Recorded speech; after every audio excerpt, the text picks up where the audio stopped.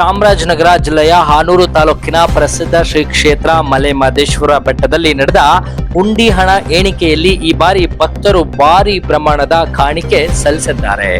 41 ದಿನಗಳ ಅವಧಿಯಲ್ಲಿ ಒಟ್ಟು 3,06,6,956 ರೂಪಾಯಿ ನಗದು ಮತ್ತೆ 58 ಗ್ರಾಂ ಚಿನ್ನ ಹಾಗೂ 1 ಕೆಜಿ 250 ಗ್ರಾಂ ಬೆಳ್ಳಿಯ ವಸ್ತುಗಳನ್ನ ಹುಂಡಿಯಲ್ಲಿ ಸಂಗ್ರಹವಾಗಿವೆ.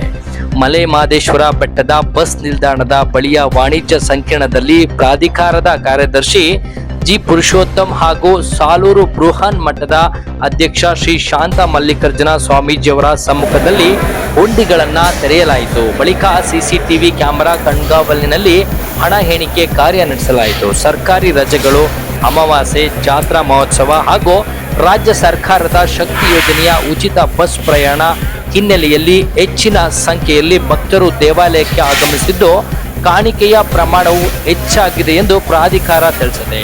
ಇದೇ ವೇಳೆ ಚಲಾವಣೆಯಲ್ಲಿ ಇಲ್ಲದ 2,000 ರೂಪಾಯಿ ಮುಖಬೆಲೆಯ 4 ನೋಟುಗಳು ಹಾಗೂ 10 ವಿದೇಶಿ ಕರೆನ್ಸಿ ನೋಟ್ಗಳು ಹುಂಡಿಯಲ್ಲಿ ಪತ್ತೆಯಾಗಿವೆ.